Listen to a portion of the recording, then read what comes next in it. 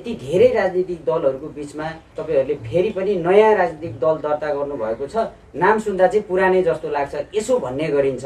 यहीँबाट सुरु गरौँ। यो पदावली सबैभन्दा पहिलो पटक नेपालको इतिहासमा प्रयोग भएको चाहिँ हाम्रा दस्तावेजहरूमा मात्रै हो। यो भन्दा पहिला कहीँ कतै उन्नत लोकतन्त्र भन्ने पदावली कसैले प्रयोग गरेको छैन। दोस्रो, यो लोकतन्त्र उन्नत कसरी हुन्छ, परम्परागत लोकतन्त्र कस्तो हुन्छ, यसलाई हामीले डिफ्रेन्सिएट गरेर हेर्यौँ भने अनि त्यति बेला ठ्याक्कै यो नयाँ हो कि पुरानो भन्ने थाहा हुन्छ। तर संसारको कुनै लोकतन्त्र यस्तो छैन, त्यो बेलायतकोदेखि अमेरिकासम्म, जहाँ हामी जनताले सोझै सरकार बनाउने र जनताले सोझै सरकार बनाइसकेपछि उसले गलत गर्यो भने जनताले नै फेरि त्यसलाई प्रत्याह्वान पनि गर्न पाउने, फिर्ता बोलाउन पनि पाउने। हाम्रो भोट लिएर भोट प्राप्त गर्नेहरूले भनेको काम गरेनन् भने उनीहरूलाई फिर्ता बोलाउन पाउने अधिकार, यस्तो व्यवस्था चाहिँ कहीँ पनि छैन। जो लोकतन्त्र हो परम्परागत भने त्यसमा हुँदैन, तर उन्नत हो भने चाहिँ त्यो व्यवस्थामा चाहिँ यो दुईटा मूलभूत तत्त्वहरू हुन्छन्। त्यो बाहेक अदालती प्रहरी चाहिँ त्यस्तो देशमा मात्रै हुन्छ जुन देशमा बहालवाला मन्त्रीहरू लगायतले अपराध गरे भने पदमा रहेकै अवस्थामा पक्राउ पर्छ। नेपालमा सभामुख तत्कालीन महराज्यूले पनि विज्ञप्ति जारी गरेपछि मात्रै पक्राउ गरे हुन्छ भनेपछि घुसको डिलिङ हुँदै गरेको चाहिँ तत्कालीन मन्त्री बास्कोटाले सम्पूर्ण प्रमाणै मिडियामा स्थापित हुने गरिकन आउँदा पनि पक्राउ पर्नु परेन। यो कस्तो ठाउँमा हुन्छ भने सांसदहरूले नै मन्त्री बनेर पुलिस चलाउने व्यवस्था छ भने चाहिँ पदमा रहेको अवस्थामा जति अपराध गरे पनि उनीहरू पक्राउ पर्दैनन्। यो चाहिँ परम्परागत लोकतन्त्र वा प्रजातन्त्रमा हुन्छ।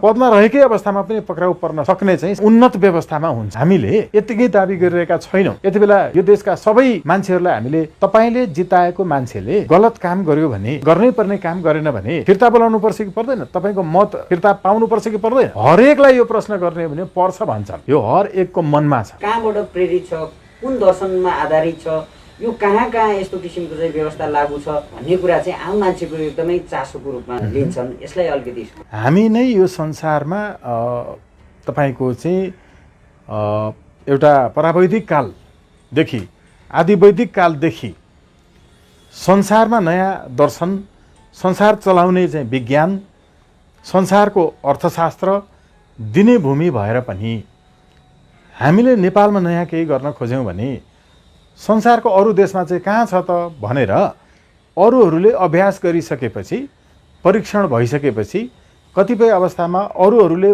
परीक्षण गरेर असफल भइसकेपछि अनि नेपालमा चाहिँ त्यसको वैधानिकता खोज्ने, अन्यत्र रहेछ भने मात्रै अनि हामीले पनि स्वीकार्नु पर्ने भन्ने कोणबाट मान्छेहरूले यो प्रश्न गर्छन् सधैँ कि विश्वमा चाहिँ कहाँ यस्तो छ। विश्वमा नेपालमा भयो जस्तो हुन नपर्ने, विश्वमै नभएको नेपालमा हुन नपर्ने, नसक्ने, नहुने यो के हो भने बौद्धिक दासता, मनोवैज्ञानिक पूर्ण रूपेण अरूप्रतिको चाहिँ तपाईको लम्पसारपन भएपछि मान्छेहरूलाई यस्तो विचार आउँछ। र धेरै कथित पत्रकारहरू, धेरै कथित विश्लेषक वा बुद्धिजीवी वा प्राध्यापक वा कथित डाक्टरहरूले यो प्रश्न गर्छन् कि संसारमा यस्तो छ चाहिँ कहाँ, संसारमा यस्तो नेपालमा मात्रै हुन्छ, अब हुनेवाला छ। त्यो के हो भने सुनको भाउ हरेक दिन गोरखापत्रमा छाप्ने यो देशमा हरेक दिन किसानको अन्नको मूल्य कति हो छापिनुपर्छ। नमस्कार, आज हामीसँग अधिवक्ता स्वागत नेपाल हुनुहुन्छ। स्वतन्त्र राष्ट्रिय अभियान नेपालको संयोजकको रूपमा परिचित हुनुहुन्थ्यो र अहिले स्वतन्त्र राष्ट्रिय अभियान नेपाल उन्नत लोकतन्त्र पार्टीको रूपमा दर्तामा गएको छ र प्रस्तावित अध्यक्षको रूपमा स्वागत नेपालजी हुनुहुन्छ। सर्वप्रथम उहाँलाई स्वागत गर्न चाहन्छु। स्वागत छ। स्वागत। धेरै धेरै धन्यवाद सम्पूर्ण टिमलाई। हजुर, यो उन्नत लोकतन्त्र पार्टी झट्ट नाम सुन्दाखेरि यो प्रजातान्त्रिक पार्टी हो कि जस्तो, अलि पुरानै नाम भयो भन्ने किसिमका कुराहरू पनि आउने गर्दछन्। यति धेरै राजनीतिक दलहरूको बीचमा तपाईहरुले फेरि पनि नयाँ राजनीतिक दल दर्ता गर्नुभएको छ। नाम सुन्दा चाहिँ पुरानै जस्तो लाग्छ, यसो भन्ने गरिन्छ। यहीँबाट सुरु गरौँ। पहिलो कुरा चाहिँ उन्नत लोकतन्त्र भन्ने जुन पदावली छ, यो पदावली सबैभन्दा पहिलो पटक नेपालको इतिहासमा प्रयोग भएको चाहिँ हाम्रा दस्तावेजहरूमा मात्रै हो। यो भन्दा पहिला कहीँ कतै उन्नत लोकतन्त्र भन्ने पदावली कसैले प्रयोग गरेको छैन। दोस्रो, यो लोकतन्त्र उन्नत कसरी हुन्छ, परम्परागत लोकतन्त्र कस्तो हुन्छ, यसलाई हामीले डिफ्रेन्सिएट गरेर हेर्यौँ भने अनि त्यति बेला ठ्याक्कै यो नयाँ हो कि पुरानो भन्ने थाहा हुन्छ। ठिक छ, नाममा त केही छैन, तर संसारको कुनै लोकतन्त्र यस्तो छैन, त्यो बेलायतकोदेखि अमेरिकासम्म, जहाँ हामी जनताले सोझै सरकार बनाउने र जनताले सोझै सरकार बनाइसकेपछि उसले गलत गर्यो भने जनताले नै फेरि त्यसलाई प्रत्याह्वान पनि गर्न पाउने, फिर्ता बोलाउन पनि पाउने। हाम्रो भोट लिएर अनि भोट प्राप्त गर्नेहरूले भनेको काम गरेनन् भने उनीहरूलाई फिर्ता बोलाउन पाउने अधिकार यस्तो व्यवस्था चाहिँ कहीँ पनि छैन। जो लोकतन्त्र हो, परम्परागत भने त्यसमा हुँदैन, तर उन्नत हो भने चाहिँ त्यो व्यवस्थामा चाहिँ यो दुईटा मूलभूत तत्त्वहरू हुन्छन्। त्यो बाहेक अदालती प्रहरी चाहिँ त्यस्तो देशमा मात्रै हुन्छ जुन देशमा बहालवाला मन्त्रीहरू लगायतले अपराध गरे भने पदमा रहेकै अवस्थामा पक्राउ पर्छन्। नेपालमा सभामुख तत्कालीन महराज्यूले पनि विज्ञप्ति जारी गरेपछि मात्रै पक्राउ गर्यो, मलाई पक्राउ गरे हुन्छ भनेपछि घुसको डिलिङ हुँदै गरेको चाहिँ तत्कालीन मन्त्री बास्कोटाले सम्पूर्ण प्रमाणै मिडियामा स्थापित हुने गरिकन आउँदा पनि पक्राउ पर्नु परेन। यो कस्तो ठाउँमा हुन्छ भने सांसदहरूले नै मन्त्री बनेर पुलिस चलाउने व्यवस्था छ भने चाहिँ पदमा रहेको अवस्थामा जति अपराध गरे पनि उनीहरू पक्राउ पर्दैनन्। यो चाहिँ परम्परागत लोकतन्त्र वा प्रजातन्त्रमा हुन्छ। पदमा रहेकै अवस्थामा पनि पक्राउ पर्न सक्ने चाहिँ सांसदले मन्त्री बनेर अनि पुलिसलाई सञ्चालन नगर्ने भनेको उन्नत खालको व्यवस्थामा मात्रै अपराधीहरू ती राजनीतिका छन् भने पनि पक्राउ गर्न सकिन्छ। यो चाहिँ उन्नत व्यवस्थामा हुन्छ। यसैले हामीले यो टर्मिनोलोजीको हिसाबले, पदावलीको हिसाबले, वैशिष्ट्य वा विशेषताको हिसाबले पनि यो उन्नत व्यवस्था हो। उन्नत व्यवस्था हामीले यतिकै दाबी गरिरहेका छैनौँ। यति बेला यो देशका सबै मान्छेहरूलाई हामीले तपाईले जिताएको मान्छेले गलत काम गर्यो भने वा गर्नै पर्ने काम गरेन भने फिर्ता बोलाउनु पर्छ कि पर्दैन, तपाईको मत फिर्ता पाउनु पर्छ कि पर्दैन, हरेकलाई यो प्रश्न गर्ने भने पर्छ भन्छन्। हरेक मान्छेलाई कसरी एउटा क्षेत्रबाट मात्रै उठेको मान्छे तपाईको देशको राष्ट्रपति वा प्रधानमन्त्री हुन सक्छ? त्यो त एउटा क्षेत्रबाट मात्रै जितेको हो नि, होइन र भन्यो भने सबैले हो भन्छन्। यो हर एकको मनमा छ।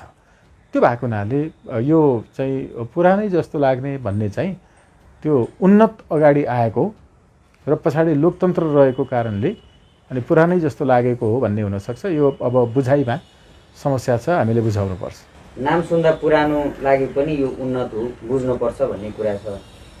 यस्तो किसिमको प्र्याक्टिस चाहिँ विश्वका कतिवटा देशमा यो भएको छ। यो आम मान्छेले यसलाई अलिकति बुझ्न कोसिस गर्छन्। जसरी चाहिँ नेपालमा विभिन्न पार्टीहरू, विभिन्न वादी, यो वादी त्यो वादी भन्ने किसिमका कुराहरूले गर्दाखेरि चाहिँ यो चाहिँ कहाँबाट प्रेरित छ, कुन दर्शनमा आधारित छ, यो कहाँ कहाँ यस्तो किसिमको चाहिँ व्यवस्था लागू छ भन्ने कुरा चाहिँ आम मान्छेको एकदमै चासोको रूपमा लिन्छन्। यसलाई अलिकति स्पष्ट। पहिलो कुरा चाहिँ हामी नै यो संसारमा तपाईको चाहिँ एउटा प्रावैधिक कालदेखि आदिवैदिक कालदेखि संसारमा नयाँ दर्शन, संसार चलाउने चाहिँ विज्ञान, संसारको अर्थशास्त्र दिने भूमि भएर पनि हामीले नेपालमा नयाँ केही गर्न खोज्यौँ भने संसारको अरू देशमा चाहिँ कहाँ छ त भनेर अरूहरूले अभ्यास गरिसकेपछि, परीक्षण भइसकेपछि, कतिपय अवस्थामा अरूहरूले परीक्षण गरेर असफल भइसकेपछि अनि नेपालमा चाहिँ त्यसको वैधानिकता खोज्ने, अन्यत्र रहेछ भने मात्रै अनि हामीले पनि स्वीकार्नु पर्ने भन्ने कोणबाट मान्छेहरूले यो प्रश्न गर्छन् सधैँ कि विश्वमा चाहिँ कहाँ यस्तो छ? विश्वमा नेपालमा भए जस्तो हुन नपर्ने, विश्वमै नभएको नेपालमा हुन नपर्ने, नसक्ने, नहुने यो के हो भने बौद्धिक दासता, मनोवैज्ञानिक पूर्ण रूपेण अरूप्रतिको चाहिँ तपाईको लम्पसारपन भएपछि मान्छेहरूलाई यस्तो विचार आउँछ। र धेरै कथित पत्रकारहरू, धेरै कथित विश्लेषक वा बुद्धिजीवी वा प्राध्यापक वा कथित डाक्टरहरूले यो प्रश्न गर्छन् कि संसारमा यस्तो छ चाहिँ कहाँ? संसारमा यस्तो नेपालमा मात्रै हुन्छ, अब हुनेवाला छ। त्यो के हो भने सुनको भाउ हरेक दिन गोरखापत्रमा छाप्ने यो देशमा हरेक दिन किसानको अन्नको मूल्य कति हो छापिनुपर्छ। मकैको कोदोको चाहिँ 5 वर्षमा 3 वर्षमा एकचोटि वर्षमा एकैचोटि सरकारले चाहिँ एउटा कथित मूल्य घोषणा गरिदिने, किसानले आफूले उब्जाएको एउटा अनाजको चाहिँ मूल्य कति हो आफै निर्धारण गर्न नपाउने, उसको परेको लगानीभन्दा कममा बेच्नु पर्ने, अनि सुनको भाउ चाहिँ दैनिक छापिने। हामीले चाहिँ वैदिक सन्देशहरू बुझ्न सक्दैनौँ कि पञ्चरात्रे स्थवगता हरेक 15-15 दिनमा किसानहरूको अन्नको मूल्य निर्धारण हुनुपर्छ। यो भन्दै गर्दा अब यो व्यवस्था अमेरिका खोज्न जाने, बेलायत खोज्न जाने, डेनमार्क खोज्न जाने, जर्मनी खोज्न जाने, त्यो नेपालको व्यवस्था हो, हाम्रो भूमिको व्यवस्था हो। हामीले भनेको ठिक छ, राइट टु रिजेक्ट संसारको अहिले 14वटा देशमा छ जहाँ उम्मेदवार हामीले बहिष्कार गर्न पाउने अधिकार राख्नुपर्छ, किनभने उम्मेदवार हाम्रो प्रतिनिधि होइन। हाम्रो प्रतिनिधि हुन्थ्यो त्यति बेला जति बेला हामीले उम्मेदवार छान्ने काम गर्न सक्थ्यौँ होला जनताले। हामीले तपाईँ हाम्रो उम्मेदवार बनिदिनु पर्यो, यो पटकको भोटमा उठिदिनु पर्यो, हामी भोट हाल्छौँ भनेर हामीले उम्मेदवार उठाएको हो र? हामीले भोट हालेको मात्रै उम्मेदवार उठाएको होइन। त्यसकारण भोट हाल्नु र जनप्रतिनिधि छान्नु फरक कुरा हो। सबै दलहरूले पो उठाएको त उम्मेदवार, जनताले उम्मेदवार उठाएको होइन, जनताले प्रतिनिधि छानेको होइन, जनताले त भोट मात्रै हालेको। टु कास्ट भोट and to select the people's representatives it's vast difference between both. यो दुईटा बिचमा यति धेरै तपाईँको चाहिँ भिन्नता छ। त्यसैले जनताले, पार्टीको हाइकमान्डले जसलाई उम्मेदवार बनाइदिन्छ, उम्मेदवार त फेरि टिकट लिएर तपाईँको चाहिँ किनिन्छ उम्मेदवारी। यस्तो व्यवस्थामा त्यो उम्मेदवार पार्टीहरूले चाहिँ खराब उठायो भने, गुन्डा फटाहा बलात्कारीहरू इत्यादि उठायो भने, त्यो उम्मेदवारलाई नै बहिष्कार गर्न पाउने अधिकार जो राइट टु रिजेक्ट हो, यो देशमा सबैभन्दा पहिला राइट टु रिजेक्ट, उम्मेदवार बहिष्कार गर्न पाउने अधिकार, यो शब्द लेख्ने, यो वाक्य लेख्ने, यो पदावली लेख्ने हातहरू यिनै हुन् जो अहिले पनि सर्वोच्च अदालतको चाहिँ मिसिलमा लिपिबद्ध बनेर बसेको छ। विकास लकाई अधिकारवादी, भाइराजा राईज्यू जो बितेर जानुभयो, र हामी तीनजनाले त्यो गरेका थियौँ। विकास लकाईजी आफ्नो प्रोफेसनमा हुनुहुन्छ, भाइराजाजी अब हाम्रो श्रद्धेय एउटा आदरणीय व्यक्तित्व चाहिँ अहिले हामी बिच हुनुहुन्न। अब तपाईँ हामीले यसलाई अगाडि बढाउने हो र इतिहासमा पहिलोपटक हामीले चाहिँ यो गरायौँ, जो निर्देशनात्मक आदेश सर्वोच्च अदालतले कानुन बनाऊ भनेर गर्यो, तर कुनै पनि सरकार आउँदा पनि मानेनन्, कसैले गरेनन्। अब सर यो मैले अब यो राइट टु रिजेक्ट रिकलकै बारेमा अलिकति जसरी हजुरले अलिकति भावुक पनि हुनुभयो, भाइराजा राई बित्नुभयो, विकास लगाईजी हुनुहुन्छ, हजुर हुनुहुन्छ, यो पहिला सुरुमा चाहिँ हजुरलाई यो राइट टु रिजेक्ट रिकल नेपालमा लागू हुनुपर्छ भन्ने कुरा त्यो किसिमको विचार चाहिँ कसरी आयो, त्यसलाई कसरी चाहिँ रिटको रूपमा चाहिँ सर्वोच्चमा जानुभयो? पहिला के लाग्यो भने सबभन्दा पहिला चाहिँ हाम्रो चाहिँ वैदिक कालमा राष्ट्राध्यक्ष भनेको चाहिँ कहिले पनि पुस्तैनी रूपमा थिएन। वैदिक कालमा के थियो भने राजा हुनका लागि पनि जनताबाट चाहिँ छानिनुपर्छ है, जनताले चुनेको हुनुपर्छ। यसको विभिन्न अभ्यासहरू भएका छन्। यतिसम्म भयो कि जनताले सोझै नचुन्दाखेरि पनि संस्थानीको व्रतकथामा चाहिँ नवराजलाई आएर हात्तीले छानेर माला लगाइदिएपछि उनै तपाईँको राजा हुनेदेखि लिएर लिगलिग कोर्टमा चाहिँ तपाईँको दौडिएर राजा हुनेसम्म यो परम्परा चल्दै आएको थियो। मान्छेहरू एकचोटि भोट पाइसकेर अनि जितेर गइसकेपछि कहिल्यै गाउँ फर्केर नआउने। यो म बच्चै हुँदाखेरिदेखि भोटमा जितेर जाने मान्छेहरू एकदम हाम्रो घर परिवार होइन, नातागोता कुलकुटुम्बभित्रका मान्छेहरू थिए। उनीहरूलाई जहिले पनि हाम्रै परिवारका मान्छेहरूले चाहिँ सत्तो सराप गरिरहेको मैले सुनिरहन्थेँ। यो सधैँभरि सुन्दाखेरि के त्यस्तो व्यवस्था हुनसक्छ कि उनीहरूलाई कानुन बमोजिमै गलत गरे भने, जनताको आशा विपरीत काम गरे भने फिर्ता बोलाउन सकियोस्, त्यस्तो गर्न पाए हुन्थ्यो। हाम्रै भोटले त गएको हो नि, हाम्रो भोट किन फिर्ता नपाउने भन्ने कुरा चाहिँ एकदम बच्चैदेखि लाग्थ्यो। अनि अरूहरूले भनेको सुन्थेँ मैले, तिनलाई झारेर यहाँ ल्याएर चाहिँ गाउँमा यो पुल खोलाले बगाएको ठाउँबाट चाहिँ तर्न लाउनु पर्ने, भनेर हजुरआमाहरूले भन्नुहुन्थ्यो। यो सुन्दाखेरि मलाई के लाग्थ्यो भने वास्तवमा त्यस्तो केही भए हुन्थ्यो जस्तो लाग्ने। अहिले सम्झिँदा विश्वविद्यालय भनेको तपाईँ हाम्रो गाउँघरमा बसेका नपढेका नलेखेका मान्छेहरू हुन्।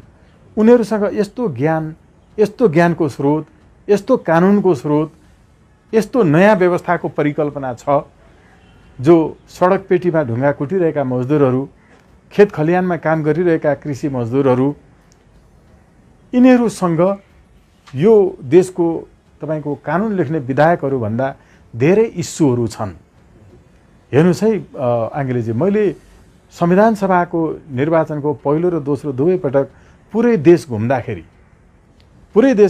यस्तो इस्युहरू बताउनु भयो उहाँहरूले, म अचम्मित भएँ। वास्तवमा यी विद्वानहरू भनेकाहरू हामी जस्तो चाहिँ एक हिसाबले भन्ने हो भने उच्च पठित व्यक्तिहरूको दिमागमा आउन नसकेका उनीहरूसँग मुद्दाहरू छन्। मलाई एकजना विद्यार्थीले के भन्नुभयो भने म त्यति बेला चाहिँ साफे बगरको चाहिँ पारिपट्टि मास्टरमण्डप बन्ने ठाउँमा चाहिँ एउटा सुनवाई कार्यक्रम गरिरहेको थिएँ। त्यहाँ एकजनाले के भन्नुभयो भने म चाहिँ देब्रे हातले लेख्छु। देब्रे हातले लेख्दाखेरि चाहिँ एसएलसीको इक्जाम दिँदाखेरि म जुन केन्द्रमा गएको थिएँ, परीक्षा केन्द्र, त्यहाँ चाहिँ आफू बसेको कुर्सीमै हातले लेखेर कपी लेखेर राख्ने पनि पार्ट हुँदो रहेछ।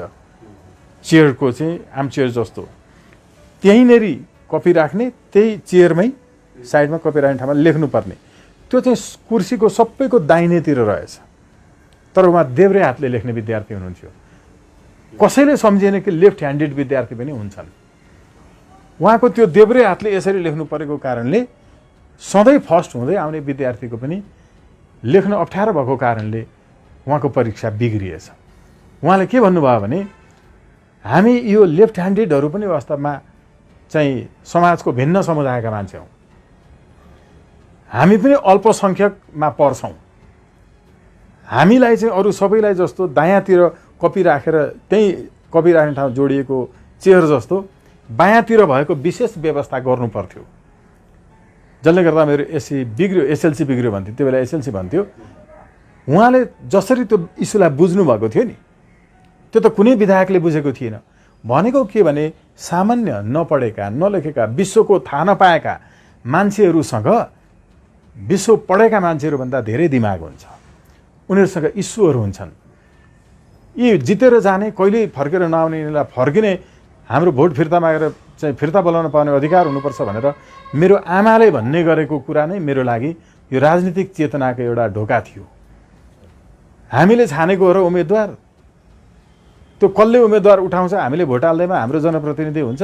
अब कसलाई हाल्नु त, भोट हाल्ने ठाउँै छैन, भोट नहाली घरमा बसौँ, सबैले भोट हाल्न गएन भनेर भन्नुहुन्थ्यो आमाहरू। जनमत सङ्ग्रहको रिजल्ट के भयो भनेर सोद्धा मेरो हजुरबा चाहिँ अनि प्राण गयो। हेर्नुहोस्, आँखा अगाडि बच्चा थिएँ म। दाइहरू जेलमा हुनुहुन्थ्यो पञ्चायत व्यवस्थाको विरुद्ध। यस्तो औँलाको यहाँनिर तपाईँको चाहिँ पिन्सियो घोचेर यो तपाईँको कुहिएर पिप आइरहेको ठाउँमा आमाहरूले गएर चाहिँ दसैँमा टिका लगाइदिएर चाहिँ फर्किनुहुन्थ्यो रुँदै रुँदै। अहिले पनि हुनुहुन्छ। यो स्थितिले गर्दाखेरि चाहिँ हामीले विश्वको कहाँ छ के छ भनेर खोज्न थाल्ने होइन। हाम्रा जनताका चाहनाबाट नयाँ सिद्धान्तहरू जन्मिन्छन्। ठिक छ, अघि मैले भने 14वटा देशमा राइट टु रिजेक्ट छ। हामीले पढ्दै जाँदाखेरि पो बुझ्यौँ त।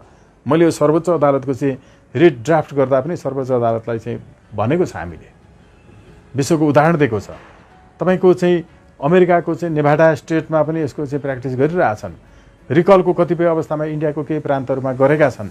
इजरायलीहरूले यसको पहिलोचोटि चाहिँ अभ्यासको प्रयत्न गरे। तर खोज्दै जाँदा त हाम्रै शास्त्रभित्र, हाम्रै दर्शनभित्र पो रहेछ त। गलत गर्नेलाई फिर्ता बोलाएका कैयौँ पौराणिक उदाहरणहरू छन्। हाम्रो स्रोत त यो। त्यसकारण यो विश्वको एउटा देशमा राइट टु रिकल छ, अर्कोमा रिजेक्ट छ, अर्को देशमा अदालती प्रहरीको व्यवस्था छ, अघि मैले भने, अर्को देशमा लोकतान्त्रिक कर प्रणाली छ, अर्को देशमा 2 दलीय प्रणाली छ। तर एउटै चाहिँ यस्तो देश छैन जहाँ रिकल पनि छ, जहाँ रिजेक्ट पनि छ, जहाँ 2 दलीय प्रणाली पनि छ, जहाँ अदालती तपाईँको चाहिँ यो प्रहरीको पनि व्यवस्था छ। हो, यो खालको एउटै देशमा चाहिँ यो सबै छैन। जो हामी गर्न चाहिँ प्रयत्न गर्दैछौँ। त्यसैले यसको अभ्यास हामीले चाहिँ गर्न सक्छौँ। यो उन्नत लोकतन्त्रको दर्शन विश्वमा पहिलो पटक नेपालमा सुरु भएको हो। उन्नत लोकतन्त्र भनेर advance democracy, how the democracy will be upgraded to the advance democracy भन्ने कहीँ पनि लेखिएको छैन। यो पहिलो पटक हामीले लेखेका हौँ। त्यसो भएको हुनाले हामी उन्नत लोकतन्त्रको दर्शन चाहिँ नेपाल भूमिको दर्शन, नेपालको दर्शन। तपाईँको चाहिँ जर्मनीमा जन्मेको चाहिँ मार्क्सको नाममा खोलेको मार्क्सवादी नेपालको दर्शन हुन सक्दैन। अर्को तपाईँको रसाको चाहिँ लेनिनको लेनिनवादी नेपालवादी नेपालको वाद हुन सक्दैन। त्यो साझा विवेकशीलले भनेको चाहिँ मेरिटोक्रेसी मिखाइल यङको बेलायतको त्यो नेपालको हुन सक्दैन। हाम्रो आफ्नो भूमिको दर्शन जो लोकतान्त्रिक छ, जो उन्नत छ, यो उन्नत लोकतन्त्रको दर्शन नेपालको दर्शन हो। यो उन्नत लोकतन्त्र प्रत्यक्ष प्रजातन्त्र एउटा त बुझाउन पर्ने एउटा काम छ, सँगसँगै यो प्राप्त गर्ने आधार भनौँ, त्यसको रणनीति कार्यनीति व्यवस्था परिवर्तन गर्ने छुट्टै खालको दर्शन स्थापित गर्नको लागि त्यो रणनीति कार्यनीति कस्तो होला, यो किसिमको एउटा हुटुटी चाहिँ अलिकति पाइन्छ। यो विषयमा चाहिँ थोरै बताइदिनु। यसमा एउटा कुरा चाहिँ असाध्यै महत्त्वपूर्ण छ, म बताउँछु। तर तपाईलाई एउटा कुनै चाहिँ धार्मिक सम्प्रदाय भनौँ, श्रीकृष्ण प्रणामी वा निम्मार्गी वैष्णव वा चाहिँ तपाईँको अब शैव धर्मको होइन श्री वैष्णव चाहिँ हुन मन लाग्यो भने तपाईँहरूको सबै सिद्धान्त मन पर्यो, विचार मन पर्यो, तर धरतीबाट पार पाउने इत्यादि कुनै के होइन भनिन्छ। तपाईँहरूको अब मन्त्र सुनाइदिनु पर्यो, यो मन्त्र पनि मन पर्यो भने चाहिँ म तपाईँको धर्म ग्रहण गर्छु भन्यो भने मन्त्र सुनाउँछ कुनै गुरुले? सुनाउँदैन नि, मन्त्र सुनाउँदैन। त्यो बाहेक उसको होइन के हो धार्मिक विश्वास, त्यो बाहेक धार्मिक आचरणहरू के हो, त्यो धर्मको मूल मान्यताहरू के हो, यो सबै साँच्चै यो चाहिँ हुनुपर्दो रहेछ भनेर कन्फर्म भइसकेपछि, अघि हामीले जे भन्यौँ त्यो कुराहरू सबै कन्फर्म भइसकेपछि साँच्चै यसका लागि चाहिँ अब लाग्नुपर्छ भन्ने भइसकेपछि मात्रै, धर्मका सम्पूर्ण विचारहरू मन परेपछि मात्रै अनि उसलाई एक दिन आधिकारिकता दिनलाई त्यो मन्त्र सुनाइन्छ, नभए मन्त्र सुनाइँदैन। यो प्राप्त गर्ने जुन रणनीति छ नि, कार्यनीतिसम्म चाहिँ आउँछ, रणनीति चाहिँ सुनाइँदैन। किनभने त्यो रणनीति भनेको मन्त्र हो। मन्त्र चाहिँ पहिला त्यो धर्ममा विश्वास, मन्त्र पनि सुनाउनुहोस् अनि मन पर्यो भने चाहिँ त्यो धर्ममा लाग्छु भनेर भनिँदैन। तर पनि म चाहिँ बताउँछु केही कुराहरू, जुन कुराहरू योभन्दा अगाडि संविधान निर्माण भइसकेपछि तत्कालीन तपाईँको संविधान सभाको चाहिँ संविधान मस्यौदा समितिका सभापति निलाम्बर आचार्य जो अहिले चाहिँ इन्डियाको राजदूत हुनुभयो, उहाँसँग मैले एउटा प्रश्न गरेको थिएँ। त्यो अहिले पनि हेर्न सक्नुहुन्छ साथीहरूले सञ्जालहरूमा। यो व्यवस्थामा तपाईँहरूले जुन जुन कुराहरू चाहिँ अब परिवर्तन भएर आयो, यसलाई परिवर्तन अब गर्न सकिँदैन भन्ने खालको चाहिँ राख्नु भएको छ मान्यता, जनतालाई हामीले कन्भिन्स गर्न सक्यौँ कि मुलुकमा उन्नत लोकतन्त्र चाहिन्छ, प्रत्यक्ष प्रजातन्त्र चाहिन्छ, राइट टु रिकल रिजेक्ट चाहिन्छ भनेर हामीले कन्भिन्स गर्न सक्यौँ र जनताले चाहे भने त्यो व्यवस्था ल्याउनलाई यो संविधानको त अन्त्य हुनु जरुरी छ कि संविधानलाई अन्त्य नगरे पनि संशोधन भनेर राख्न सकियोस्। त्यति बेला पनि यसलाई संशोधन गर्न सकिएन, व्यवस्था परिवर्तन गर्न सकिएन। सांसदहरूकै जोड घटाउबाट सरकार बन्ने, सांसदलाई खरिद बिक्री गरेर सरकार ढल्ने र बनाउने, विदेशीले सरकार चाहिँ सांसदको इक्वेसनलाई परिवर्तन गरिदिएर बनाइरहने अहिलेको व्यवस्था जुन हो, यो व्यवस्थाको विकल्प नै उन्नत लोकतन्त्र हो। यो नहुने। अब हेर्नुहोस् है त, हो त्यो व्यवस्था ल्याउनका लागि चाहिँ के गर्नु पर्यो त? 47 सालको संविधान अन्त्य गर्न आन्दोलनै गर्नु पर्यो। कतिपय अवस्थामा हात हतियारै उठ्यो, तपाईँको चाहिँ दमनमा मारिए होइन, मधेस आन्दोलनदेखि लिएर। यस्तै आन्दोलनको माग गर्छ त यो संविधानले व्यवस्था परिवर्तन गर्न, कि शान्तिपूर्ण रूपमा पनि गर्न सकिन्छ? तपाईँ चाहिँ संविधान मस्यौदा समितिको सभापतिको हैसियतले तपाईँको फाइन्डिङ के रह्यो? उहाँलाई यो कुरो चाहिँ मैले सोधेको थिएँ। उहाँले त्यति बेला के भन्नुभयो भने, स्वागतजी संविधानै अहिले हेर्दाखेरि त यसले आन्दोलनको माग गर्छ, किनकि यसमा संरचना नै तपाईँको परिवर्तन गर्नुपर्ने छ। यसमा चाहिँ आन्दोलनका स्वरूपहरूको बारेमा नभनौँ, त्यो कस्तो कस्तो हुन्छ, त्यो एकैचोटि चाहिँ कस्तो कस्तो हुन्छ भन्ने पनि निश्चित हुँदैन। तर हामीले चाहिँ यसको लागि अहिलेसम्म नेपालमा नभएको एउटा शान्ति युद्ध हाम्रो रणनीति हुन्छ, अर्को हाम्रो बौद्धिक विद्रोह हुन्छ। यो बौद्धिक विद्रोह र शान्ति युद्ध, यो शान्ति अहिलेको टेक्नोलोजी, इन्फर्मेसन, तपाईँको चाहिँ टेक्नोलोजी र इन्फर्मेसनहरूको चाहिँ एउटा एट्याकबाट चाहिँ सुरु हुन्छ। तर यसले रूपहरू अरू पनि लिन सक्छ। अर्को कुरा, हामीले भनेअनुसारको परिवर्तन गर्ने कुरा संविधानको संशोधनकै नामबाट किन नहोस्? संविधानै अन्त्य गर्ने, अर्को संविधान सभा गर्ने अनि संविधान बनाउने नभनिकन यी कुराहरू मान्छेलाई मनपर्छ भने अहिले नै यो कुरा सुन्दै गर्दाखेरि सांसदले चाहिँ सरकार ढाल्न नसक्ने व्यवस्था हुनुपर्ने रहेछ भन्ने चाहिँ केपी ओलीलाई पनि लागेको निष्कर्ष आइसकेको छ। यो बाबुराम भट्टराई र तपाईँको चाहिँ प्रचण्ड देउबाहरूलाई पनि लागिसकेको छ, प्रमाणित भएको छ, उहाँहरूकै मुखबाट पटक पटक आएको छ। यसले के देखाइरहेको छ भने हामीले जे सोचिरहेका थियौँ यसका लागि चाहिँ वास्तवमा एउटा विद्रोह र एउटा चाहिँ अर्को क्रान्तिको जरुरी हुन्छ भन्ने कुरा त्यो शान्तिपूर्ण अवस्थाबाट पनि हुन सक्छ है भन्ने देखिँदैछ।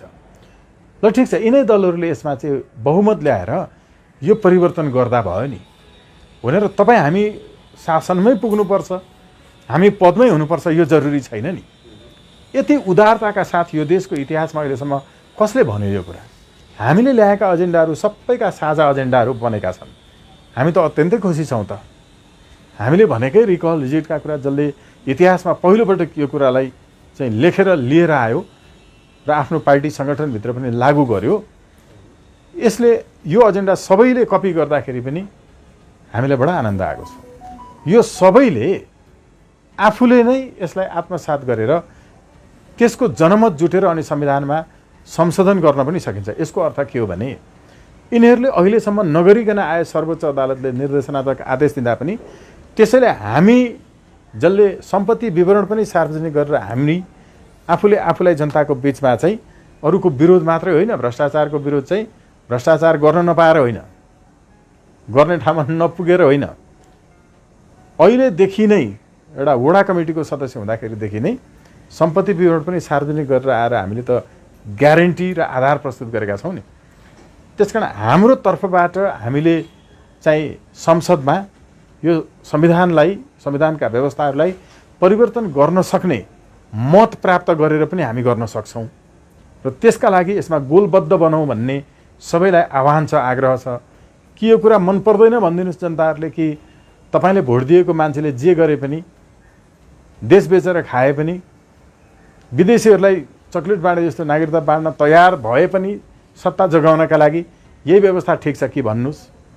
होइन, यो व्यवस्था ठिक छैन भने तपाईँहरूले यो विचार राख्नेहरूलाई साथ समर्थन र सहयोग गर्नुहोस्। यसरी पनि हामी जान सक्छौँ। यो एउटा रणनैतिक कुरा भयो।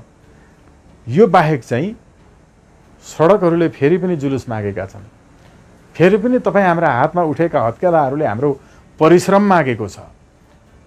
तपाईँ र मेरो पुस्ताले त्यति बेलादेखि एउटा आशाप्रद दृष्टिले प्रतीक्षारत रहँदै जुन धोका पाउँदै आएका छौँ यसको हिसाब किताब खोजेको छ र यो हिसाब किताबका विरुद्ध हामीले उठ्न पर्ने चाहिँ यो एमसिसी लगायतका जस्तो देश चाहिँ तपाईँको बेचेर खाने, नेपाल आमा विरुद्ध चाहिँ विदेशी बाबुलाई पर्म लगाएर खोजेर अर्को विकसित जातको दाइ वा भाइ खोज्ने, आमाका विरुद्ध विदेशीलाई चाहिँ अस्मिता लुट्न आफैले प्रेरित गरेर, दुष्प्रेरित गरेर त्यसको भिडियो बनाएर त्यसको ब्लू फिल्म बेचेर अनि पैसा कमाउन खोज्ने यी कपुतहरूका विरुद्ध हामीले त्यो रणनीति, मैले जो दोस्रो पाटोमा भन्दैछु, तपाईँ र म खरानी बन्न पनि तयार हुनुपर्छ, खरानी बनाउन पनि तयार हुनुपर्छ। हामीसँग यो रणनीति पनि छँदैछ र यसको चाहिँ हामी फरक पाटोमा चाहिँ कुरा गर्छौँ होला।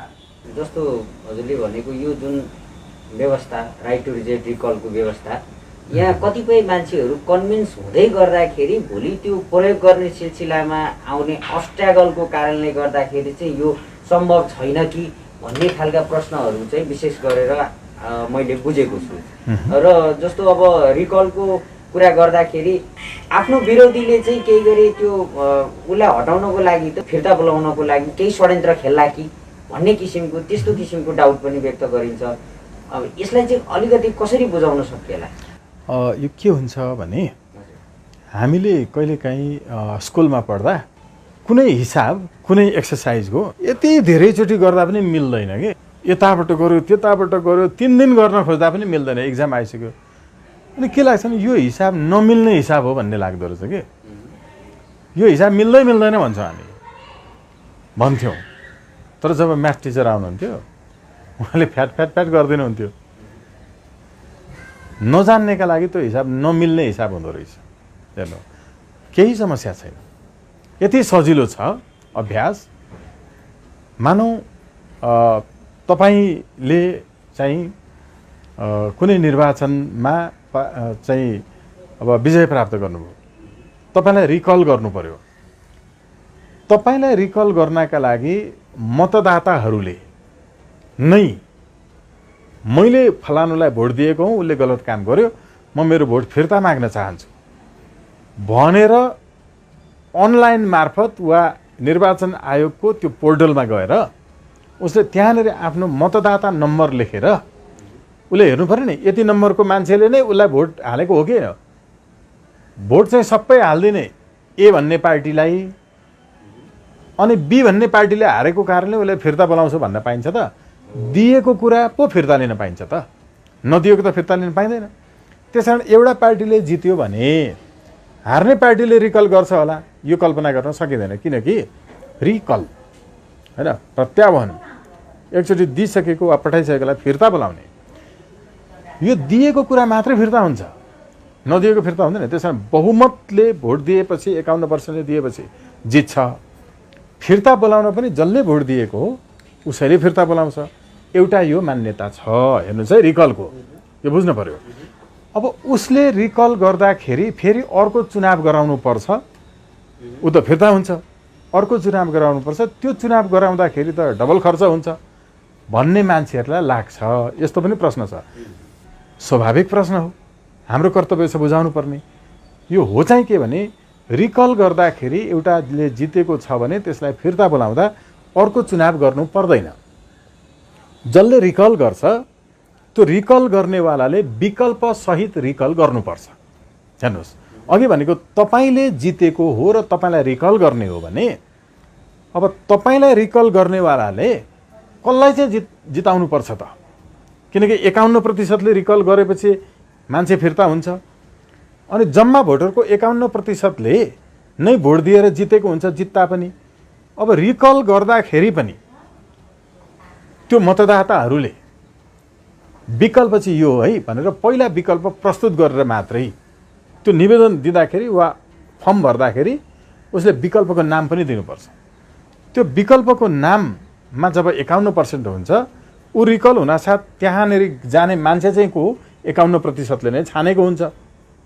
सजिलो छैन त? निर्वाचन अर्को गर्नै पर्दैन। अब कतिपय अवस्थामा के पनि व्यवस्था छ भने रिकल भयो भने अर्को चुनाव गराउनु पर्दैन। त्यो जसले जितेर रिकल भयो त्यसको निकटतम प्रतिद्वन्दी जो थियो उसैलाई निर्वाचित मानिने यो पनि व्यवस्था छ संसारका अभ्यासहरू हेर्दाखेरि। अनि यसमा चाहिँ चुनाव गर्नु पर्यो त? त्यो पनि परेन। अब हो यो कुरा चाहिँ हामीले बुझ्न र बुझाउन सकेका छैनौँ। यो झन्झटिलो छ, पटक पटक चुनाव गर्नुपर्छ भन्छन् नि मान्छेहरू, त्यस्तो होइन। अब हामीले यसमा सँगसँगै के हुनसक्छ भने त्यो रिकल कति प्रतिशतले गर्ने?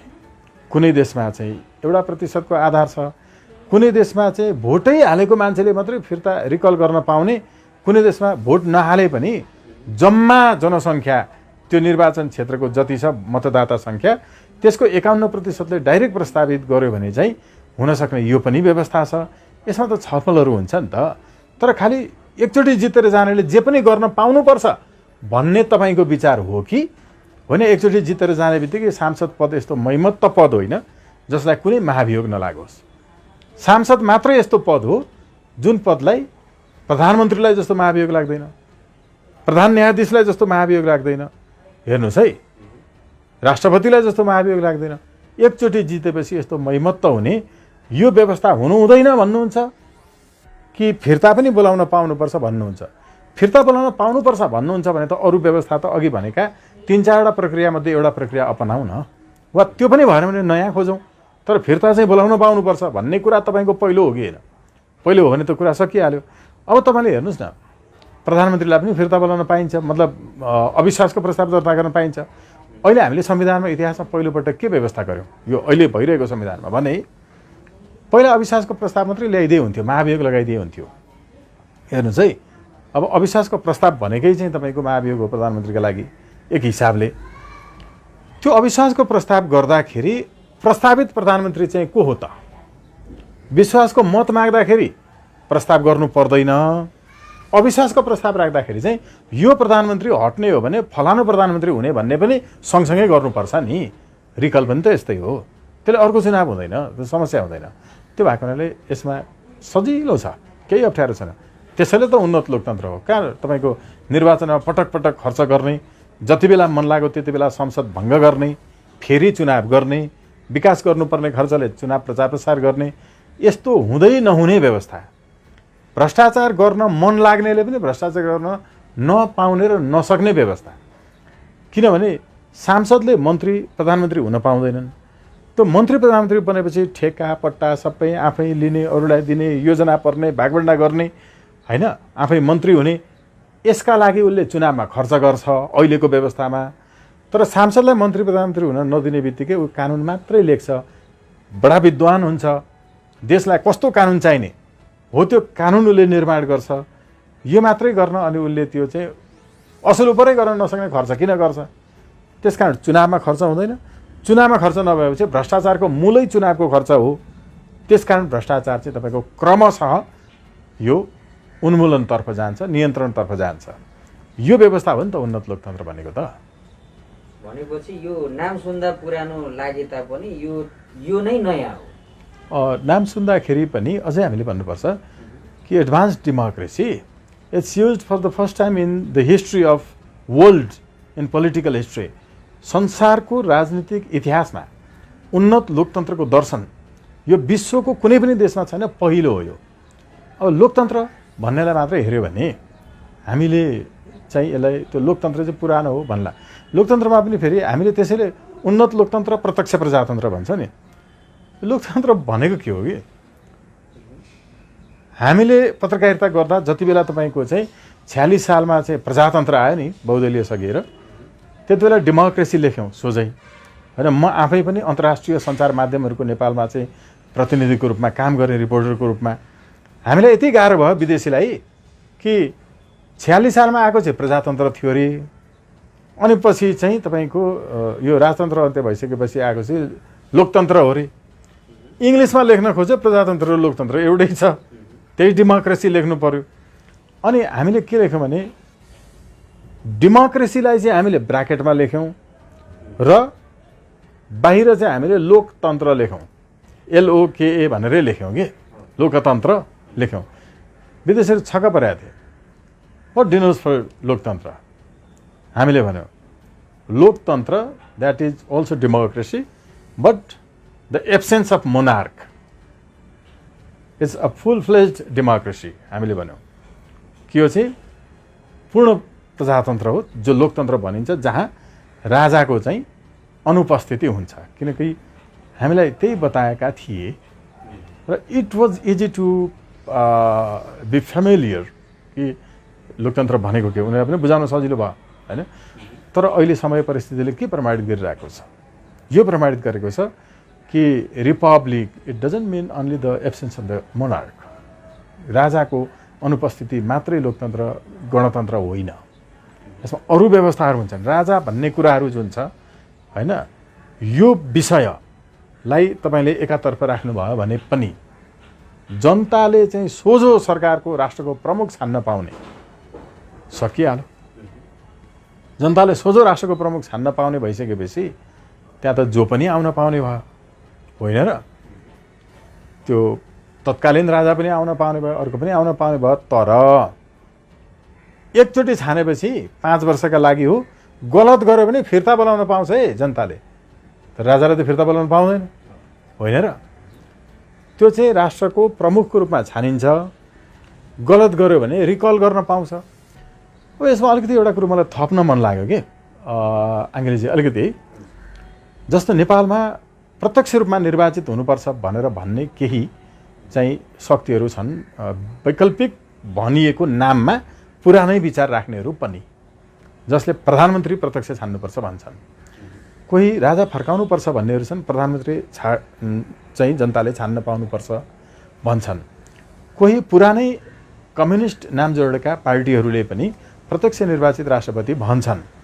जस्तो सोझो भनौँ कि विप्लवहरूले भन्ने गरेको प्रत्यक्ष कार्यकारी निर्वाचित राष्ट्रपति, त्यसै गरिकन बाबुराम भट्टराईहरूले भन्ने गरेको यो प्रत्यक्ष निर्वाचित प्रधानमन्त्री, हामीले भन्ने गरेको right to recall, reject, democratic taxation system, judicial police सहितको प्रत्यक्ष निर्वाचितमा फरक के छ?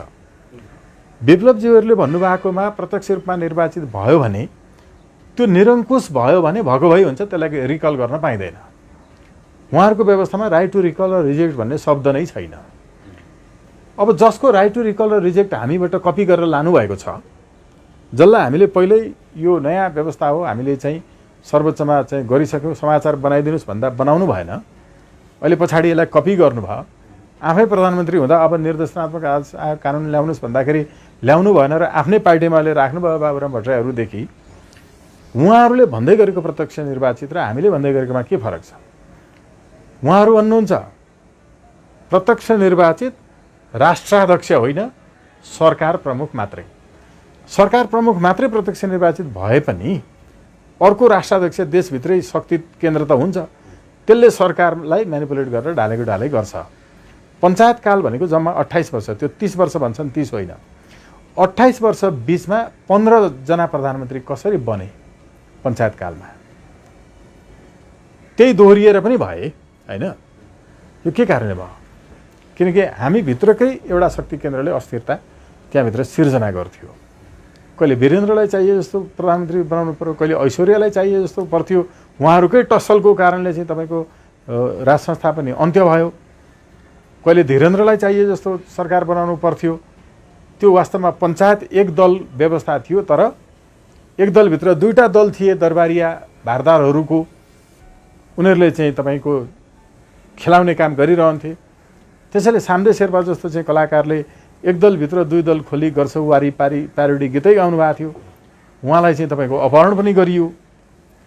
त्यो व्यवस्थाभित्र जस्तै अहिले प्रत्यक्ष निर्वाचित भन्ने जो हुनुहुन्छ तर प्रधानमन्त्री मात्रै भन्ने, त्यस्तै व्यवस्था हो। जनताले रिकल गर्न पाउने त्यसमा चाहिँ अवस्था रहँदैन।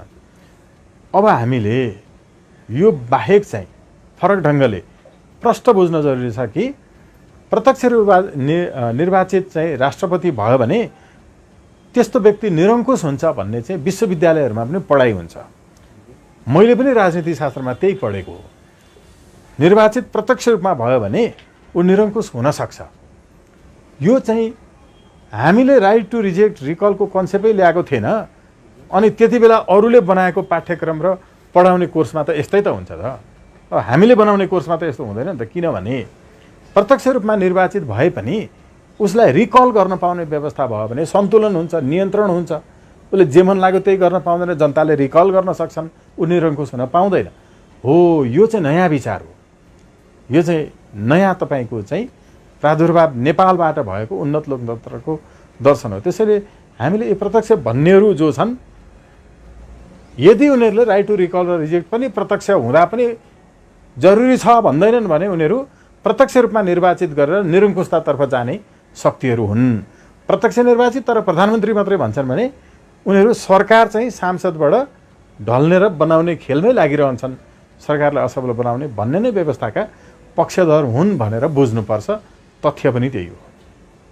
एकदम सर, अन्त्यमा आजको कुराकानीको अन्त्यमा हजुरलाई मैले कुराकानीका क्रममा जानकारीमा चाहिँ अहिलेसम्म हजुरले करिब 67 जनालाई चाहिँ मुद्दा मामिलाको क्रममा जेल पठाउनु भयो भन्ने सुनेको छु।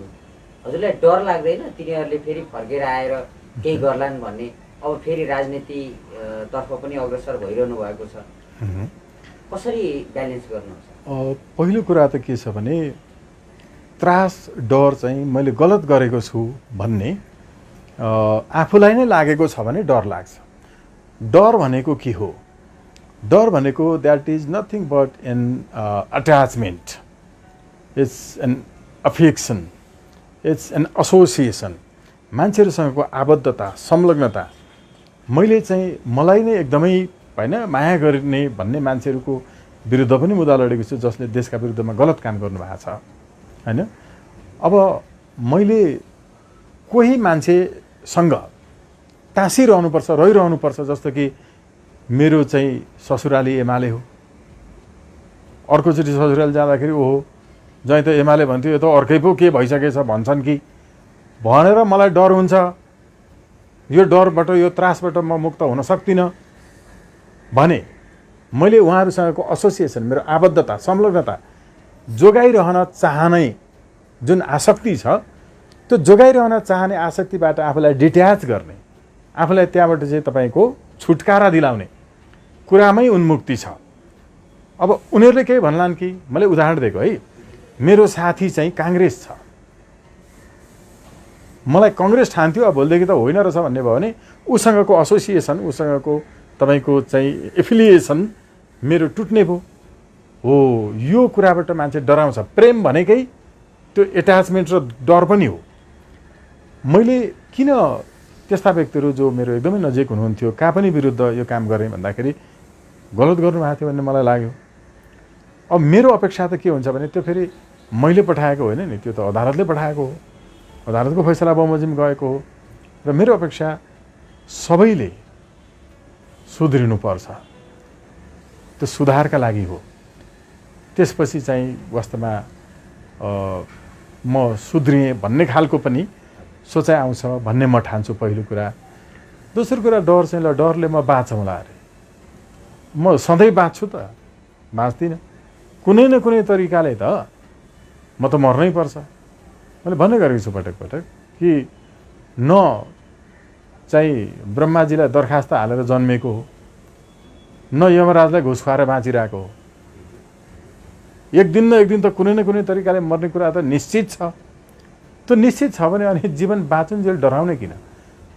मान्छे मर्न डराउँदा डराउँदै धेरै पटक मरिसकेको हुन्छ र साँच्चै मर्न नडराइकन बाँच्ने मान्छेहरू जीवनमा एकचोटि मात्रै मर्छन्। त्यसैले जीवनमा एकचोटि मात्रै मर्नुपर्छ। डराइ डराइ मरी बाँचेको नाटक गर्नु हुँदैन। अन्त्यमा हजुरलाई नयाँ राजनीतिक दल दर्ता सँगसँगै राजनीतिमा युवाहरूको आकर्षणलाई कसरी हेर्नु भएको छ? युवाहरूले कसरी नेतृत्व लिएर अगाडि जान सक्छन्? यो उन्नत लोकतन्त्र, प्रत्यक्ष प्रजातन्त्रको एउटा विचारको प्रादुर्भाव हजुरबाट सुरुवात भएको छ। हामी जस्ता युवाहरूले अब कसरी यो विचारलाई आत्मसात गरेर जनता सामु जान सक्छ, यो विषयमा हजुरले बताइदिनु। यो एउटा जिरिन्टोक्रेसी भन्ने शब्द छ राजनीतिमा, जसलाई बुढाबुढी तन्त्र भनिन्छ। हामीले चाहिँ यो शरीरलाई मात्रै र उमेरलाई मात्रै, मान्छेको छालालाई मात्रै चाहिँ युवा नवयुवा भनेर चाहिँ बुझ्न हुन्न। विचार पुरानै राख्ने र पुरातन विचारका पथमा हिँडिरहने मान्छेहरू युवा हुन सक्दैनन्। हामीले अहिले पनि यति बेला पनि जनताबाट एकचोटि जसो तसो ढुङ्गा मुढा गुण्डा गर्दै तिगडम जालझेल षड्यन्त्र गरेर जितिहाल्ने, त्यसपछि अनि फेरि जनताको भावनालाई नै ठेस पुर्याउने गरिकनको जुन राजनीति गर्ने परम्परा छ, यो परम्परामा चाहिँ हामीले भन्ने गरेका यी चाहिँ युवा नामका केही मान्छेहरू जो रक्सी पनि विदेशी चाहिन्छ, शरीरमा लगाउने कपडा पनि सबै विदेशी चाहिन्छ, सोच पनि सबै विदेशी छ, रातभरि तपाईँको चाहिँ dance bar, cabin, restaurant, disco, pub इत्यादि जान्छ, अनि बिहान 10 बजे 11 बजेसम्म सुतिरहन्छ। जो जीवनमा बिउजे नै तपाईँको वर्षौं ढिलो जन्मिएको हुन्छ। मान्छे ढिलो जन्मेर मात्र युवा हुँदैन। वास्तविक जीवनमा बिहान बिउजिँदाखेरि चेतनाको झङ्कारले बिउजिन्छ कि घडीको अलार्मले तर्साएपछि बिउजिन्छ? चाहिँ मान्छे चेतनाबाट बिउजिनु पर्छ। त्यो सचेत ढङ्गले नबिउजिएको युवा हुन सक्दैन। तर हामीले अघिल्लो विकृत संसदीय राजनीतिबाट मुक्ति दिनका लागि जो उभिएका छन्, उठेका छन्, जो राइट टु रिकल र रिजेक्टको पक्षमा चाहिँ जागेका छन्, ती सबै व्यक्तिहरू जुनसुकै उमेर समूहका भए पनि युवा हुन्। किनकि समयको नयाँ लहरसँग उनीहरूले हिँड्न जानेका हुन्। देखिन्छ तपाईँको चाहिँ एकातर्फ हुल लागिरहेको पुराना दलहरूको चाहिँ समर्थनमा मोटरसाइकलमा तेल हाली मागेर, तर जहिले पनि तलैतिर बग्दै आएको खोलामा पनि भएका माछाहरू तल तल मात्रै बग्दैन, उनीहरू हरेक पटक माथि जाने प्रयत्न गरिरहेका हुन्छ। कुनै पनि यस्तो माछा तपाईँले देख्नुहुन्न जो तल बगिरहेको खोलामा तलैतर्फ फर्किएर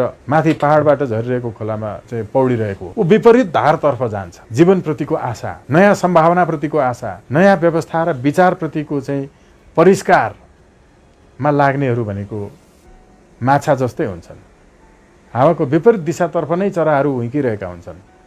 विमान विपरीत दिशातर्फ नै हावाको गतिलाई चाहिँ बनाएर अगाडि बढिरहेको हुन्छ। जता हावा लागिरहेको छ, हावैलाई उतै ठेल्दै विमान जाँदैन।